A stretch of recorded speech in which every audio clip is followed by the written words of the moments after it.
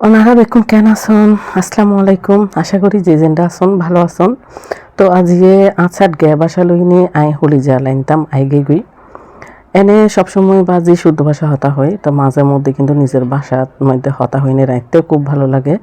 তো আই এই যে গরু হলিজা আর ফেঁসকা আর চট্টগ্রামের ভাষায় ফেঁসকা অন্যান্য ডিস্ট্রিক্টত কি হয় একটু জানাই যাবেন কমেন্টত। তো আমি খুব ভালো মতো দুই দাইনি একটু হলুদ দিইনি সেই গামলাইবের মধ্যে সিদ্ধ করে লইম। তো আজকে আর চট্টগ্রামের ভাষায় কীরকম হইয়ে আর রেসিপি আর বেকুন একটু জানাবেন। যারা ইউটিউবে তো চাইবেন তারা সাবস্ক্রাইব করে দিবেন একদম দয়া করি প্লিজ। আর যারা ফেসবুকেতে চাইবেন আশা করি ফেসবুক ফলো করে দিন, একটু লাইক কমেন্ট করে যাইন, এত কষ্ট করে অনারলাই তো ভিডিও বানাই। আচ্ছা যাই হোক, এখন মূল রান্নায় চলে যাচ্ছি। তো পর্যাপ্ত পরিমাণে তেল দিই, অর্থাৎ আর পরিমাণ মতো তেল দিইনি।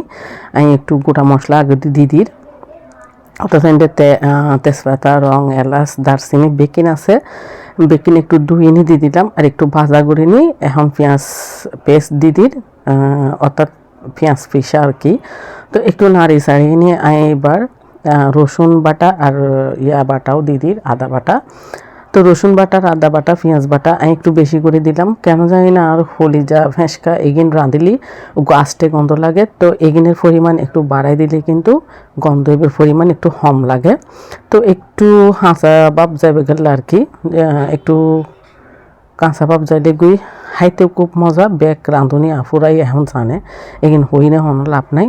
তো যাই হোক একটু নাড়াচাড়া গড়ি হাঁচা ভাব যাইলে গুই হয় চিনি কাবাব দিয়ে দিলাম আর গোলমরিচ দিয়ে দিলাম।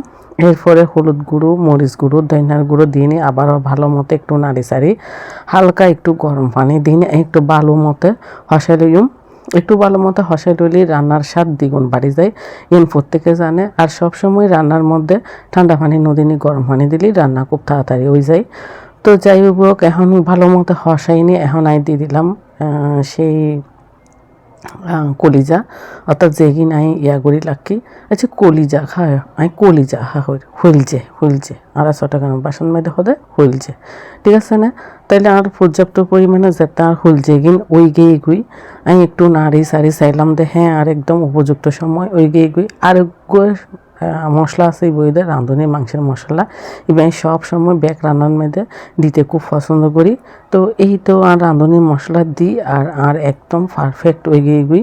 প্লিজ অবাজি তরারে দুই হাত ধরিনি জোর করিনি হই দি একটু লাইক কমেন্ট সাবস্ক্রাইব ফলো করে দিও।